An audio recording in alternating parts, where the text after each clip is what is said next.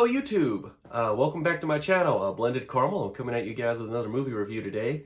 And this one is for Drive Away Dolls, directed by Ethan Coen, who is one half of the Coen brothers team. Joel and him split for a sec. Joel did Macbeth, starring Denzel Washington, which is a great movie. And we'll talk about today to see how Ethan's film holds up. I believe they're planning on collaborating together again soon. I think it's like a horror comedy that they're working on. And let me read the list of people this stars. This has a pretty great cast.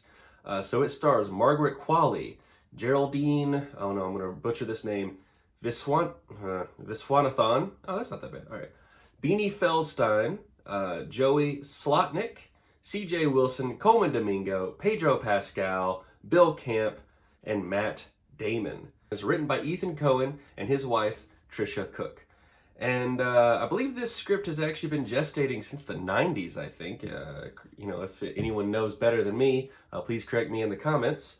I can definitely see why a studio in the 90s would be a little nervous about releasing this movie, especially because it is very gay. So if that's not your kind of thing, if that bugs you, you're uncomfortable about it, don't go see this movie. Don't go see it and don't complain about it. You know, don't be that type of person, all right? But the first thing I want to talk about is the performances in this film. I'm looking at my notes here, and Geraldine I'm not ever going to be able to say her name, but I'm just going to say Geraldine is one half of the team, and she is phenomenal in this film. She plays the more of the straight person, not, her character's not straight, but she's like, in the comedy sense, she's like the Tommy Lee Jones type, right? Not as grumpy as him, but, and then Margaret Qualley gets to play more like the fun, vivacious type. And, both of them are fantastic. Margaret Qualley has this southern accent. She's supposed to be from Texas, but I'm going to be honest with you, I don't really know a lot of people from Texas who sound like this. But, I didn't really care anyway. And then Beanie Feldstein plays a third character who's probably the one with the third most screen time. And she is Margaret Qualley's ex in the film and also a cop. And I gotta say, the performances all around from every single person in this movie was fantastic. The standout for me, honestly, at first was Margaret Qualley, but then Geraldine Viswanathan, I really hope I'm saying that right. Viswanathan really, really came in and impressed me in like the second half of the film as she started getting more layers to her character. So the first thing about this film is it is so funny. I laughed the whole time pretty much and had a big goofy smile on my face pretty much the whole time. It's not as energetic as some of the Coen brothers' previous comedies, like something like, say, Raising Arizona. This is more of like a subtle, more like a dry comedy, I would say, which is my cup of tea. I like quite a bit, but I can understand why other people wouldn't really dig it. Pretty much, yeah, I mean, this is like this really feels old school all the way through. There's a lot of really like campy transitions and stuff like that. Stuff that I can do like on DaVinci Resolve. There's like, just, zoom ins and swipe outs and psychedelic scenes and all that kind of interesting stuff. Stuff that like really felt more at home in the 90s. And this film really does feel like it was grabbed from the 90s and transported to now, which I dug quite a bit, but I'm really curious to see how like modern day audiences take to it. I thought everyone in this film was great. Coleman Domingo gets to do something pretty interesting. He's now an Oscar nominee. Good for him, for a film that I haven't seen yet, but he's probably good in it if he's nominated for an Oscar. I would hope so. And he's always been a fantastic actor. I always really liked that guy.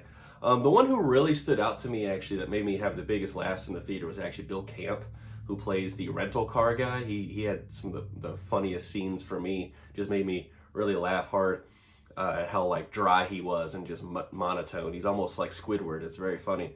Not as grumpy as Squidward, just like kind of like, which is cool. Let me see, what else do we got here? Oh, there's like a surprise cameo in this that I'm not going to ruin. I actually think like one of the posters ruins it, and that kind of sucks. I was like shocked to see them in this movie. I was like, oh, is that who I think it is? And it was very cool. Everyone else in this film outside of Margaret Qualley and Geraldine Viswanathan has a pretty small role. But that's not, bad. I think they're all great in their roles. Matt Damon and Pedro Pascal in particular have small roles. As a matter of fact, Pedro Pascal is in a scene at the beginning of the film that pretty much sets the tone for what you're going to expect for the rest of the movie. So if you go see the movie and you see the scene that Pedro Pascal is in and you're like, I don't like this, you're not going to like the rest of the movie. I'm just going to be real with you.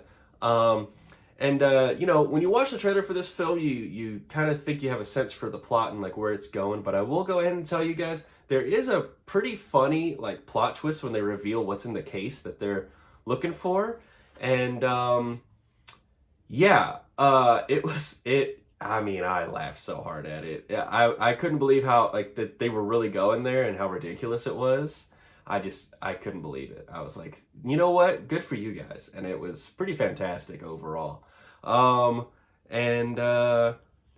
you know, this film is definitely more low budget, especially if you compare this film, which is directed by Ethan Coen, but if you compare it to his brother's film that he did for Apple TV, Macbeth, with Denzel Washington and Frances McDormand, you'll see the budget levels are tremendously different. Okay, I'll just say that.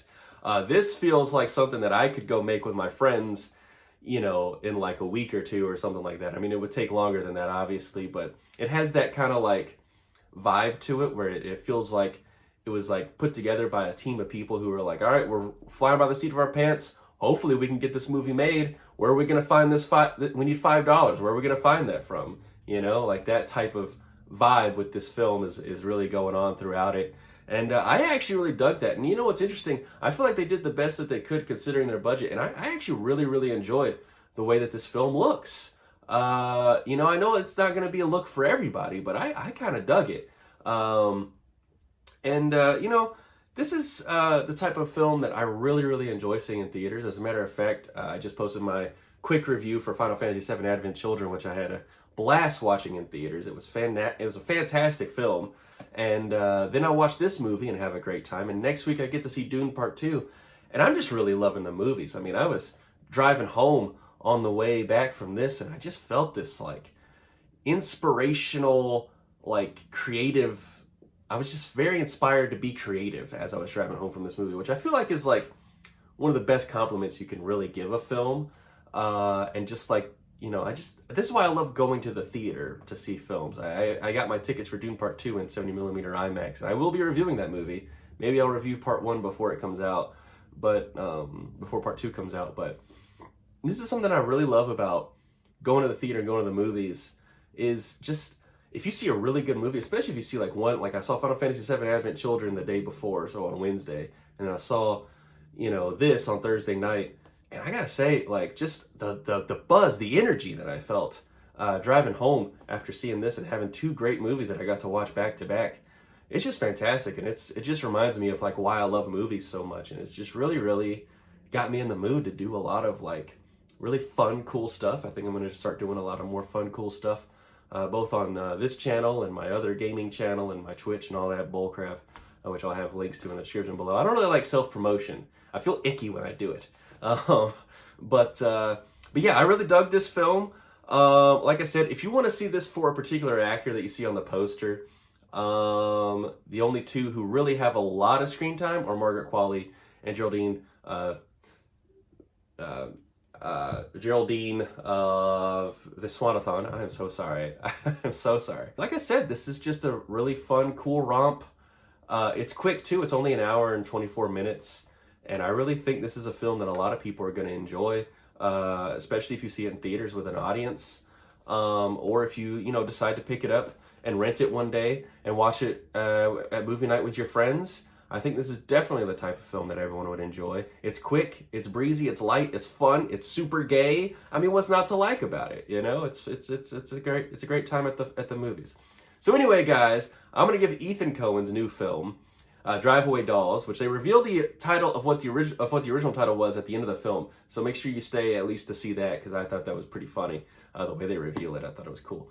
But anyway, so Ethan Coen's new film, Drive Away Dolls, I really dug it. I'm going to give it 4 stars out of 5. I thought it was great. I think I actually enjoyed watching this more than Joel Coen's Macbeth. Not to pit them against each other or anything, although I did really like Macbeth, especially the more I think about it. But anyway, if you guys have seen this movie, let me know what you like in the... Let me know what you thought about it in the comments down below. And, you know, as always, you know, like and subscribe and all that stuff and everything. And share this review with your friends and blah, blah, blah, blah, blah. I will be back soon. I haven't decided if I'm going to review the first Dune film before the new one comes out. I'm definitely going to rewatch it. But I will be back soon with a review for Dune Part 2. And as I keep saying, I do have a video about Silent Hill. I'm trying to work out the idea of it still. I do have that gestating. Not really sure when that's going to come out. It'll probably come out when no one cares. But anyway, till next time, guys. Hang on. Thirsty. I don't know why I'm including that in this, but whatever. Alrighty.